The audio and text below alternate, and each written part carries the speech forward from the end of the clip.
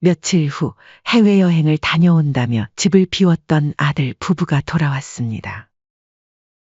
현관문 앞에 놓인 짐을 보고 놀란 듯 했습니다. 비밀번호를 눌렀지만 삐삐 소리만 계속해서 울렸습니다. 어머니, 이게 무슨 짓이에요? 이 집은 내 명이야. 내가 내 집 비밀번호를 바꾸는 게 뭐가 문제니? 밖에 너무 추워요, 어머니. 문 좀 열어주세요. 그동안 너희가 나한테 한 짓들은 벌써 다 잊은 거야? 어머니, 이건 진짜 아니죠. 저희 당장 갈 데도 없잖아요. 왜 내가 너희 걸 뺏은 것처럼 말하니? 내 걸 돌려받은 건데. 그리고 너희가 엄마 보고 이제 남이라면서? 어머니! 아니, 그때는 욱해서 그런 거고요. 진심은 아니었어요. 이제 와서 그런 말이 무슨 소용이 있니? 미안하지만 세입자가 들어오기로 해서 짐 좀 빨리 빼줄래? 안녕하세요. 이 사연의 주인공은 71세 박명자이십니다. 힘든 환경 속에서도 평생을 성실하게 살아오신 분입니다. 초등학교를 졸업하자마자 생계를 위해 일터로 나가야 했던 박씨 할머니는 배움의 기회를 놓친 것이 평생의 한으로 남았다고 합니다.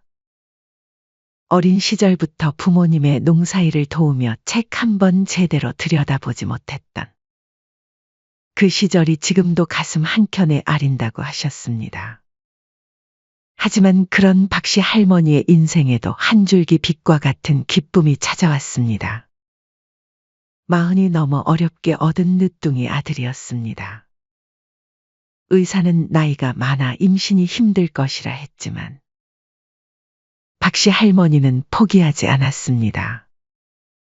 매일 밤 간절한 마음으로 기도했고 마침내 기적처럼 아들을 품에 안을 수 있었습니다. 늦은 나이에 임신이라 걱정도 많았지만 박씨 할머니는 오히려 더 열심히 아들을 키웠습니다. 자신이 배우지 못한 한을 아들에게서는 반드시 풀어주겠다는 결심이 컸습니다. 그 마음 하나로 힘든 시간을 버텨냈습니다. 아들은 어린 시절부터 총명했습니다. 유치원에서도 초등학교에서도 항상 반에서 상위권을 유지했습니다. 박씨 할머니는 아들의 성적표를 받아들 때마다 가슴이 벅차올랐습니다. 그녀의 모든 희생이 보답받는 순간이었습니다. 아들은 고등학교에서도 우수한 성적을 유지했습니다. 담임 선생님은 서울의 명문대학도 충분히 노려볼 만하다며 칭찬을 아끼지 않았습니다. 그러던 어느 날 아들이 부모님께 조심스럽게 말을 꺼냈습니다. 어머니, 아버지. 꼭 서울에 있는 대학교로 가고 싶어요. 박씨 할머니는 아들의 두 손을 꼭 잡으며 말했습니다. 그래. 우리 아들 꼭 가고 싶은 대학 가야지. 엄마 아빠가 힘 닿는 데까지 도와줄게. 박씨 할머니와 남편은 아들의 학원비, 교재비를 대기 위해 더욱 열심히 일했습니다. 남편은 낮에 일을 하면서도 밤에는 대리운전을 뛰었고 박씨 할머니는 식당 일과 가정부 일을 병행했습니다. 죽을 만큼 고된 나날이었지만 공부하는 아들의 모습을 보면 모든 피로가 씻겨 내려갔습니다. 그들의 헌신적인 노력은 결실을 맺었습니다. 아들은 서울의 명문대학교 입학이라는 큰 꿈을 이뤘습니다. 합격 소식을 들은 날, 박씨 할머니 부부는 하염없이 감격의 눈물을 흘렸습니다. 하지만 행복도 잠시, 아들이 1학년이 되었을 때 박씨 할머니의 남편분이 지병으로 세상을 먼저 떠나시게 되셨죠. 아버지, 여보, 당신 먼저 가면 나는 어떡하라고. 아이고, 장례식장에서 아들과 박씨 할머니는 남편의 영정 앞에서 오열했습니다. 평생 고생만 하다 간 남편을 생각하면 가슴이 미어졌습니다. 하지만 오래 슬퍼할 겨를이 없었습니다. 아직 남아있는 아들을 위해 더 열심히 살아야 했기 때문이죠. 박씨 할머니는 눈물을 닦고 다시 일터로 나갔습니다. 이제는 혼자서 아들의 뒷바라지를 해야 했습니다. 아들은 어머니의 헌신에 보답하듯 마침내 졸업 후 중견기업에 취직했습니다. 첫 월급을 받아온 날, 아들은 어머니께 꽃다발을 건넸습니다. 어머니, 이제부터는 제가 어머니 호강시켜 드릴게요. 그동안 고생 많으셨어요. 박씨 할머니는 아들이 건넨 꽃다발을 받아들며 떨리는 목소리로 말했습니다. 그래, 우리 아들. 이렇게 훌륭하게 자라줘서 정말 고맙다. 하지만 시간이 흘러 어느새 아들 동수가 결혼을 하게 되면서 상황이 달라지기 시작했습니다. 어느 날 아들이 박씨 할머니를 찾아와 조심스럽게 말을 꺼냈습니다. 어머니, 죄송한데 아직 회사 다닌 지 얼마 안 돼서 모아둔 돈이 없어서요. 근데 결혼하려면 집이 있어야 하는데 아무래도 집은 남자가 마련해야 하다 보니 부담이 좀 돼서요. 박씨 할머니는 깊은 고민에 빠졌습니다. 남편이 남긴 보험금과 평생 목돈으로 모아온 저축이 전부였습니다. 하지만 하나뿐인 아들의 결혼인데 도와주지 않을 수 없었습니다. 결국 박씨 할머니는 모든 재산을 털어 아들의 신혼집을 마련해 주었습니다. 결혼 후에도 박씨 할머니는 계속해서 아들 내외를 챙겨주었습니다.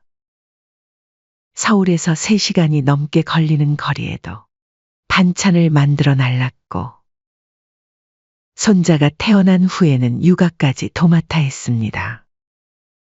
처음에는 아들과 며느리도 감사해 했습니다. 어머니, 정말 감사해요.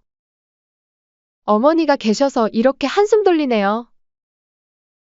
며느리의 말에 박씨 할머니는 따뜻하게 웃으며 대답했습니다. 우리 식구끼리 서로 돕고 사는 게 당연한 거지. 하지만 시간이 흐르면서 손주도 크고 아들 부부도 살만해지자 그들의 태도가 조금씩 변하기 시작했죠. 박씨 할머니가 방문할 때마다 귀찮아하는 기색이 역력했습니다. 며느리는 이런저런 핑계를 대며 만남을 피했고 아들도 예전 같지 않았습니다. 죄송한데 오늘은 저희끼리 시간 보내고 싶어서요. 이런 말들이 점점 더 자주 들렸습니다. 박씨 할머니의 마음은 날이 갈수록 무거워졌습니다. 자신이 점점 더 이방인이 되어가는 것 같았습니다. 한때는 그토록 반갑게 맞아주던 아들과 며느리가 이제는 박씨 할머니의 방문을 부담스러워하는 것이 역력했습니다. 하지만 문제는 이뿐만이 아니었습니다. 박씨 할머니가 아들을 위해 평생을 헌신해 온 것이 무색하게 아들은 점점 더 어머니의 도움을 당연하게 여기기 시작했습니다. 처음에는 작은 금액으로 시작했습니다. 생활비가 모자란다거나 급하게 친구 결혼식 축의금이 필요하다는 이유였습니다. 어머니, 이번 달 월급 받으면 바로 갚을게요. 애엄마가 알면 엄청 바가지 긁을게 뻔해서 그래요. 박씨 할머니는 아들의 체면을 생각해 선뜻 통장을 꺼냈습니다.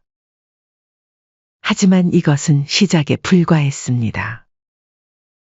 점차 요구하는 금액은 커졌고 이유도 다양해졌습니다. 해외여행 비용, 명품 가방, 심지어 사돈댁 생일 선물 비용까지 요청하기 시작했습니다. 어머니, 이번에 사돈어른 생신인데 제가 며칠 전에 월급을 받았는데도 생각보다 돈이 많이 부족해서요. 아들의 말에 박씨 할머니는 한숨을 삼켰습니다. 얼마나 필요하니? 100만 원만 빌려주세요. 다음 달에 꼭 갚을게요. 박씨 할머니는 아들의 얼굴을 물끄러미 바라보았습니다. 동수야, 엄마가 이제 나이가 많아 앞으로의 생활이 걱정되는구나. 어머니, 제가 이번만 도와주시면 진짜 효도할게요. 승진하면 월급도 오르고 성과급도 받을 수 있어요. 매번 아들이 말한 다음 달은 오지 않았습니다. 한 달이 지나고 두 달이 지나도 아들은 박씨 할머니의 돈을 갚을 생각을 하지 않았습니다. 오히려 깜박했다며 눈 하나 깜박 안 하고 거짓말까지 하기 일쑤였죠. 이에 박씨 할머니는 자식한테 칼같이 돈 받아서 뭐 하나 싶어 그런 아들의 거짓말을 눈 감아 주었습니다. 그해 12월은 유난히도 추웠습니다. 뉴스에서는 30년 만에 최강 한파라며 연일 보도했고 길거리의 모든 사람들이 두꺼운 패딩으로 중무장을 하고 다녔습니다. 그날도 영하 12도를 기록한 혹한의 날씨였습니다. 박씨 할머니가 장을 보고 돌아와 몸을 녹이려는 찰나 오랜만에 며느리에게서 급한 전화가 왔습니다. 어머님, 죄송한데 저희가 이번 주 금요일 저녁에 급한 일이 생겼는데 애가 어린이집에서 돌아오면 집에서 애를 맡아줄 사람이 없어서요. 어머님이 서율이 좀 봐주실 수 있으세요? 어머님밖에 부탁드릴 사람 없어요. 며느리의 목소리가 다급했습니다. 박씨 할머니는 망설임 없이 대답했습니다. 이번 주 금요일이라고? 그래, 알았다. 서유리는 내가 데리고 있을게. 그럼 내가 집에 가 있을 테니 미리 집 비밀번호 좀 알려줄래? 집 비밀번호를 알려달라는 말이 무섭게 갑자기 며느리의 말투가 차갑게 돌변했습니다. 어머님, 죄송한데 비밀번호는 미리 알려드릴 수 없어요. 저희 개인적인 공간이라서요. 응? 그럼 내가 집에는 어떻게 들어가라고? 도착하시면 연락 주세요. 그때 알려드릴게요. 며느리의 말투는 단호했습니다. 금요일 오후가 되자 박씨 할머니는 서둘러 준비를 하고 나섰습니다. 찬 기운이 뺨을 때렸지만 손주를 생각하니 발걸음이 가벼웠습니다. 하지만 아파트 현관 앞에 도착해서야 예상치 못한 문제가 생겼다는 것을 알았습니다. 시간이 흘러도 아들과 며느리가 도통 연락을 받지 않는 것이었죠. 1시간, 2시간. 전화는 받지 않았고 문자도 확인하지 않았습니다. 동수야, 언제 오니? 밖이 많이 추운데. 떨리는 손으로 다시 한번 전화를 걸었지만 여전히 묵묵부답이었습니다. 철제 의자는 얼음장처럼 차가웠고 앉아있을수록 온몸으로 한기가 스며들었습니다. 손끝이 얼어붙는 것 같았지만 박씨 할머니는 혹시나 하는 마음에 자리를 뜨지 못했습니다. 지나가는 이웃들이 걱정스러운 눈빛으로 쳐다보았습니다. 해가 점점 저물어갔고 기온은 더욱 떨어졌습니다. 발끝이 얼어붙는 느낌이었습니다. 그때서야 겨우 며느리에게서 전화가 왔습니다. 어머님, 정말 죄송해요. 저희가 어머니 오라고 한 걸 깜빡했네요. 저희 일이 취소돼서 이미 서율이랑 같이 외출했거든요. 다음에 오세요. 며느리의 목소리에는 미안함과 귀찮음이 묻어났습니다. 박씨 할머니는 그제야 자리에서 일어났습니다. 너무 오래 앉아 있어서인지 다리가 저려 제대로 걷기도 힘들었습니다. 다음에는 미리미리 연락 줘라. 이 추위에 밖에서 한참 기다렸잖니? 네, 알겠어요. 그래. 알았다. 쉬어라. 떨리는 목소리로 대답하고 전화를 끊었습니다. 집으로 돌아오는 길, 박씨 할머니의 발걸음이 무거웠습니다. 몸도 얼었지만 마음은 더 차가웠습니다. 돌아와 뜨거운 물로 몸을 녹이면서도 가슴 한켠의 서운함은 쉽게 가시지 않았습니다. 그러나 그날의 일 이후로도 박씨 할머니는 아들 부부의 요구를 쉽사리 거절하지 못했습니다. 마음은 한없이 서운했지만 그래도 자식 걱정하는 부모 마음은 어쩔 수 없었나 봅니다. 시간이 지나면 나아지겠지 하는 마음으로 잘해줬지만 아들 내외의 차가운 태도는 도통 나아질 기미가 보이지 않았습니다. 그래도 박씨 할머니는 포기하지 않았습니다. 아들 부부와 차가운 사이가 풀어지기를 바라며 박씨 할머니가 진심으로 감싸주면 언젠가는 아들과 며느리도 자신의 뜻을 이해할 수 있을 것이라 굳게 믿고 계셨죠. 주말이 되자 그날도 박씨 할머니는 새벽부터 일어나 부엌에 섰습니다. 그래도 가족인데 밥은 잘 챙겨줘야지. 시장에서 제일 좋은 재료만 골라 사서 아들이 좋아하는 반찬을 정성껏 준비했습니다.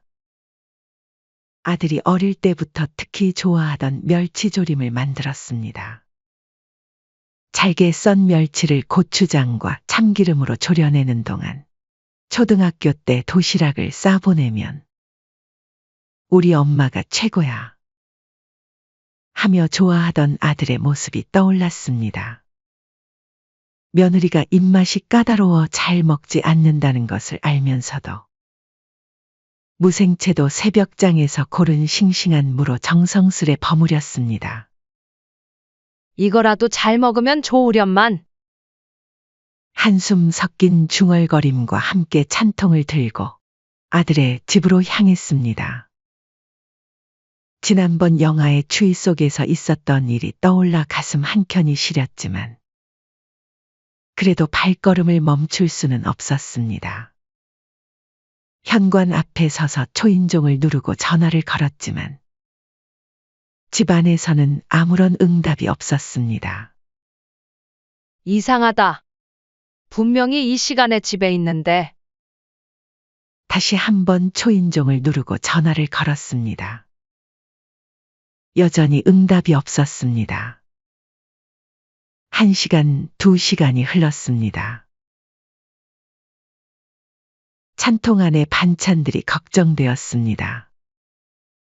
겨울이라 다행이지만 정성 들여 만든 음식들이 상할까 마음이 급했습니다. 혹시 무슨 일이 생긴 건 아닐까? 걱정되는 마음에 계속해서 문 앞에서 기다리고 또 전화를 걸었습니다. 그때 저 복도 끝에서 택배기사가 상자를 들고 서서히 박씨 할머니의 앞으로 걸어왔습니다. 택배기사는 아들 집 문 앞에 서서 택배입니다 하고 노크한 뒤 유유히 사라졌습니다. 그 순간 박씨 할머니 눈앞에 믿을 수 없는 광경이 펼쳐졌습니다. 박씨 할머니가 아무리 부르고 두드려도 굳게 닫혀있던 현관문이 조심스레 열리더니 신이 난 며느리가 문 밖으로 나온 것입니다. 박씨 할머니와 마주치자 흠칫 놀란 며느리의 얼굴이 창백해졌습니다. 헉, 어머님. 아직도 여기 계셨어요? 며느리는 당황한 기색이 역력했습니다. 그 순간 박씨 할머니는 모욕감에 온몸이 떨렸습니다. 며느리는 서둘러 택배를 받아들고 문을 닫으려 했지만 박씨 할머니가 문을 잡았습니다. 너네 안에 있었으면서 일부러 사람 없는 척 나 갈 때까지 시침이 떼고 있었던 거야? 사람이 어떻게 그럴 수 있어? 이 날씨에 내가 여기서 몇 시간을 기다렸는데? 어머님, 그게 아니라요. 그때 안에서 아들이 나왔습니다. 어머니, 그만 좀 하세요. 그니까 왜 자꾸 오셔서 이 사단을 만드세요? 동수야, 난 그저 너희가 식사는 제대로 챙기나 무슨 일은 없나 걱정돼서 그런 건데. 근데 너희가 어떻게 이럴 수 있니? 그리고 부모가 자식 걱정하는 게 무슨 잘못이야? 그런 거 필요 없어요. 우리도 이제 나이가 어린 것도 아니고 어머니의 그런 간섭이 부담스러워요. 간섭이라니? 박씨 할머니의 눈에서 눈물이 흘렀습니다. 그래. 내가 한 게 간섭이고 부담이구나. 근데 너희 필요할 때는 말이 다르잖니? 손주 봐달라, 돈 달라 할 때는 그렇게 잘만 연락하고 다 받더니? 그건 안 부담스러웠니? 아들은 잠시 당황한 기색을 보였지만 이내 차갑게 말했습니다. 그렇게 희생하라고 강요한 적 없잖아요. 어머니가 스스로 좋아서 하신 거지. 이제는 그만하세요. 우리 이제 남처럼 지내요. 더 이상 저희 집에 오지 마시고 자식 노릇 바라지도 마세요. 그 말을 듣는 순간 박씨 할머니의 두 다리에 힘이 빠졌습니다. 그 자리에 주저앉고 말았습니다.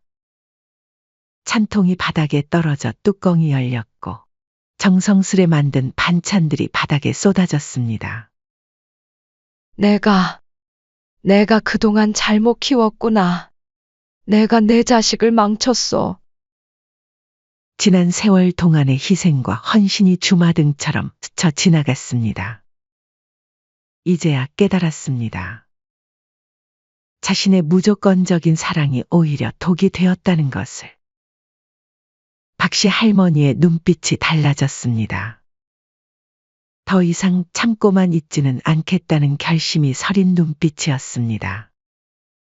박씨 할머니는 그날 밤 서랍 깊숙이 보관해 두었던 서류 한 장을 꺼내 들었습니다. 아들의 신혼집을 마련해 줄 당시 남편이 세상을 떠나기 전 마지막으로 해준 조언으로 등기를 박씨 할머니 자신의 명의로 해두었던 것입니다. 당신은 아들에게 너무 물러서 탈이야. 임자 이거 하나만 약속해줘요. 당신을 지킬 만한 건 꼭 있어야 해. 나중에 당신 몫을 한 번에 다 물려주지 마요. 남편의 마지막 유언이었기에 고민 끝에 계약 직전에 자신의 명의로 했던 것이었습니다. 그때는 그저 남편의 과한 걱정이라 생각했던 말이 이제야 가슴 깊이 와닿았습니다. 박씨 할머니는 흐릿해진 시야를 닦아내며 결심했습니다. 등기부등본을 보며 씁쓸한 미소를 지었습니다. 당시 아들과 며느리는 수차례 자신들의 명의로 해달라며 조르고 졸랐습니다. 어머님, 시댁 식구라고 해도 남이 우리 집 명의를 갖고 있는 게 너무 불안해요. 가족끼리 너무 각박하시네요. 특히 며느리는 노골적인 불만을 표시했었죠. 이렇게 될 줄은 몰랐지만. 여보, 당신이 마지막으로 해준 조언이 이런 날을 대비한 거였나 봐요. 결전의 날이 밝았습니다. 마침 아들과 며느리는 해외여행을 간다고 5일이나 집을 비운 상태였습니다. 다음 날 아침 일찍 도어락 전문가가 도착했습니다. 박씨 할머니는 집주인임을 증명하는 서류를 보여주며 비밀번호 변경을 요청했습니다. 작업하는 동안 진지한 표정으로 지켜보았습니다. 사모님, 기존 비밀번호는 완전히 삭제하시는 게 좋으실 것 같네요. 네, 그렇게 해주세요. 새로운 비밀번호가 설정되자마자 박씨 할머니는 아들 부부의 짐을 정리하기 시작했습니다. 그동안 자신을 무시하고 함부로 대했던 순간들이 떠올랐지만 이제는 더 이상 가슴 아프지 않았습니다. 오히려 모든 것이 시원하게 느껴졌습니다. 옷가지와 생활용품들을 정리해 박스에 담았습니다. 그리고 그 모든 것을 현관 앞 복도에 가지런히 놓았습니다. 짐을 정리하는 동안 이웃들이 하나둘 모여들었습니다. 평소 박씨 할머니의 사정을 잘 알고 있던 이웃들이었습니다. 할머니, 드디어 결심하셨네요. 그동안 얼마나 속썩였어요. 잘하시는 거예요. 보는 우리가 다 분통 터졌었다니까요. 주변 이웃들의 응원에 박씨 할머니는 더욱 용기를 얻을 수 있었습니다. 며칠 후 해외여행을 다녀온다며 집을 비웠던 아들 부부가 돌아왔습니다. 현관문 앞에 놓인 짐을 보고 놀란 듯했습니다. 비밀번호를 눌렀지만 삐삐 소리만 계속해서 울렸습니다. 어머니! 이게 무슨 짓이에요? 박씨 할머니의 목소리는 어느 때보다 단호했습니다. 이 집은 내 명이야. 내가 내 집 비밀번호를 바꾸는 게 뭐가 문제니? 밖에 너무 추워요, 어머니. 문 좀 열어주세요. 그동안 너희가 나한테 한 짓들은 벌써 다 잊은 거야? 아들의 목소리가 떨렸습니다. 어머니! 이러시면 곤란하죠? 저희 당장 갈 데도 없잖아요. 그래? 나도 그때 얼마나 춥고 서러웠는지 이제 좀 알겠니? 너희가 엄마 보고 이제 남처럼 살자며? 이제부터 너희 힘으로 한번 살아봐라. 며느리는 냉큼 달려와 빌기 시작했습니다. 어머님, 저희가 다 잘못했어요. 한 번만 용서해 주세요. 다시는 어머니 무시하지 않을게요. 아들이 발을 구르며 소리를 질렀습니다. 어머니! 이럴 수 없어요. 우리 당장 집 구할 돈도 없다고요. 왜 내가 너 이걸 뺏은 것처럼 그러니? 내 걸 돌려받은 건데. 그동안 명품 살 돈, 해외여행 갈 돈은 있더니 왜 월세 낼 돈은 없어? 이제부터 너희 능력껏 사는 거니 너무 억울해하지 말렴. 어머니! 아니, 그때는 욱해서 그런 거고 진심은 아니었어요. 정말 잘못했어요. 이제 와서 그런 말이 무슨 소용이 있니? 미안하지만 세입자가 들어와야 해서 짐 좀 빨리 빼줄래? 옆집 사는 이웃들이 하나둘 문을 열고 나왔습니다. 아들 부부의 행패를 지켜보던 이웃들은 더는 참지 못하고 나섰습니다. 이웃들의 따가운 시선과 말에 아들 부부는 점점 기가 꺾였습니다. 결국 그들은 짐을 들고 발걸음을 돌려야 했습니다. 아들 부부가 떠난 후 박씨 할머니는 텅 빈 집을 둘러보았습니다. 이상하리만치 마음이 편안했습니다. 그동안 누군가의 어머니로만 살았던 자신을 이제는 한 사람으로 되찾은 것 같았습니다. 한 달이 지났습니다. 아들 부부는 대출을 받아 급하게 작은 집에 들어가 살게 되었습니다. 아들과 며느리에게 매일같이 전화가 왔지만 박씨 할머니는 단호했습니다. 엄마. 제발 한 번만 살려주세요. 집도 너무 좁고 거기에 빚까지 생겼어요. 그동안 내 맘대로 살 때는 언제고? 이제 와서 엄마가 필요해? 너희 인생은 너희가 책임져야지. 며느리도 달라졌습니다. 예전의 오만한 태도는 온데간데 없이 사라졌습니다. 어머님, 정말 죄송해요. 이제 손주 보러 매일 오셔도 되고, 집 비밀번호도 알려드릴게요. 하지만 박씨 할머니는 흔들리지 않았습니다. 이제 그런 거 필요 없다. 자식이랑 남처럼 사니 이렇게 속 편한 걸 왜 이제야 알았는지? 박씨 할머니는 편안한 미소를 지었습니다. 그동안의 서러움과 배신감이 씻겨 내려가는 것 같았습니다.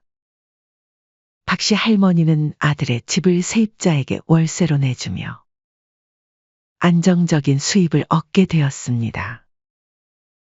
예전에는 자식 뒷바라지에 모든 것을 쏟아부었지만 이제는 그 돈으로 자신만의 삶을 꾸려나갈 수 있게 되었습니다. 아들 부부의 소식은 이웃들을 통해 가끔 들려왔습니다. 넓은 아파트에서 살던 그들은 이제 낡은 구축의 원룸에서 살고 있다고 했습니다. 아들과 며느리는 자신의 명품 가방과 옷들을 하나, 둘 동네 중고 사이트에 팔기 시작했습니다. 그리고 평소 외식만 하던 아들 부부는 이제 편의점 도시락으로 끼니를 해결한다는 소문까지 돌았습니다. 매일 밤 돈 문제로 다투는 소리가 온 동네가 떠들썩했습니다. 평소 사치에 길들여진 생활 습관을 바꾸지 못한 며느리와 월세와 생활비를 감당하기 힘든 아들 사이의 다툼이 그칠 날이 없었습니다. 당신이 돈을 못 버니까 집안이 입모양 이 꼴이 난 거 아니야? 지금 말 다 했어? 돈 벌면 뭐해? 당신이 그동안 돈을 물쓰듯 쓰고 다녔잖아. 매달 들어오는 물밀듯이 밀려오는 카드값 독촉에 시달리느라 잠도 제대로 이루지 못한다고 했습니다. 박씨 할머니의 돈으로 분에 넘치는 생활을 하던 아들 부부였지만 이제는 매달 월세를 어떻게 낼지 걱정하는 신세가 되었습니다. 카드 연체의 대출 이자까지 감당하기 힘든 현실에 직면한 그들의 모습은 더 이상 예전의 모습이 아니었습니다. 특히 며느리는 친정의 도움을 요청했다가 거절당했다는 소문도 돌았습니다. 우리는 도와줄 수 없어 다 너희가 자초한 일이니 너희가 알아서 해. 라는 친정어머니의 말에 한동안 울음바다가 됐다고 했습니다. 이제 그들의 이야기는 박씨 할머니에게 남의 일이 되었습니다. 박씨 할머니는 더 이상 아들과 며느리의 삶에 관여하지 않기로 했습니다. 자신만의 평온한 일상을 살아가는 것, 그것으로 충분했습니다. 동네 문화센터에 등록해 수채화를 배우기 시작했습니다. 젊은 시절부터 늘 그림을 배우고 싶었지만 생계와 육아에 치여 미뤄두었던 꿈이었습니다. 처음에는 붓을 잡는 것조차 어색했지만 점차 실력이 늘어갔습니다. 서툰 솜씨였지만 하얀 도화지 위에 물감이 번져가는 모습을 보며 작은 행복을 느꼈습니다. 매주 화요일과 목요일 문화센터에서 만나는 동년배 친구들도 생겼습니다. 함께 그림을 그리며 이야기꽃을 피우는 시간은 그녀에게 새로운 즐거움을 가져다 주었습니다. 그림 선생님은 박씨 할머니의 작품이 날이 갈수록 발전한다며 칭찬을 아끼지 않았습니다.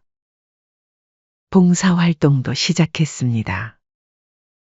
주변의 독거노인들을 위해 반찬을 만들어 나누고 요양원에서 말동무가 되어주는 일이었습니다. 매주 월요일과 수요일은 동네 요양원으로 향하는 발걸음이 가벼웠습니다.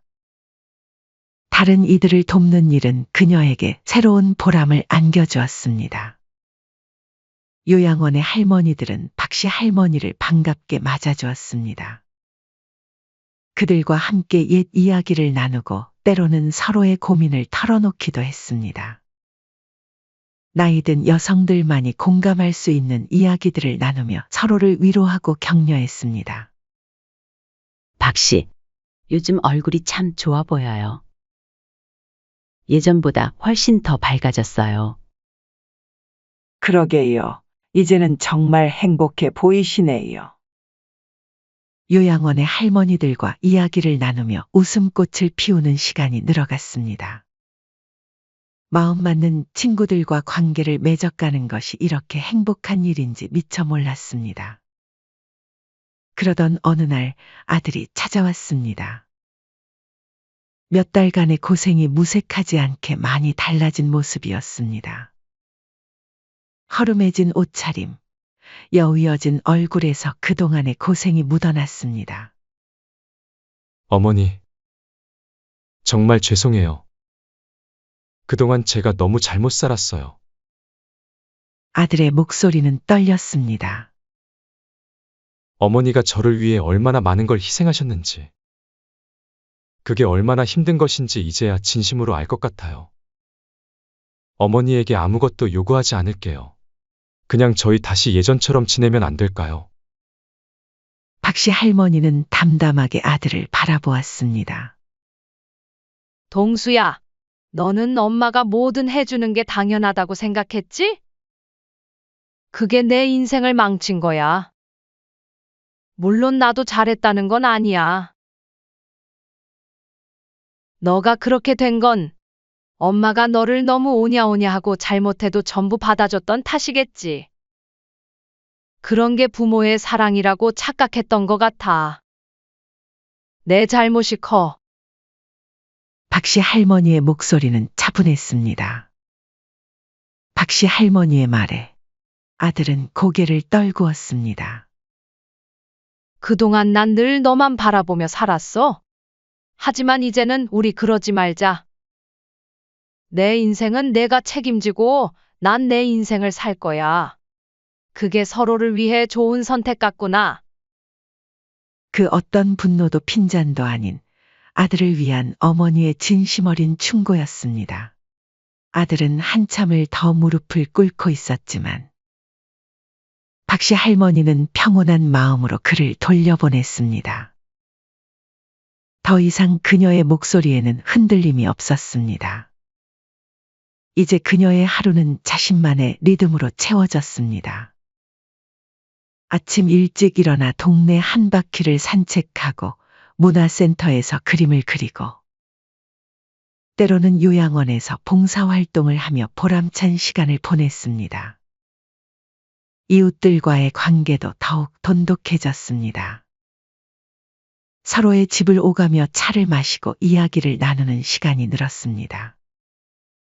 누군가의 어머니가 아닌 한 사람으로서 맺는 관계는 그녀에게 새로운 기쁨을 가져다 주었습니다. 그동안 자식들을 위해 희생하며 살았던 시간들이 있었기에 지금의 평온함이 더욱 값지게 느껴졌습니다. 매일 아침 창밖으로 비치는 햇살을 바라보며 박씨 할머니는 미소 지었습니다. 노년의 삶은 생각보다 더 아름다웠습니다. 매일 아침 일어나 자신만의 계획대로 하루를 보내고 좋아하는 일을 하며 시간을 보내는 것. 이제는 누구의 눈치도 보지 않고 오롯이 자신만을 위한 삶을 살아가는 것. 그것이야말로 진정한 행복이었습니다. 사연은 여기까지였습니다. 시청해 주셔서 감사합니다.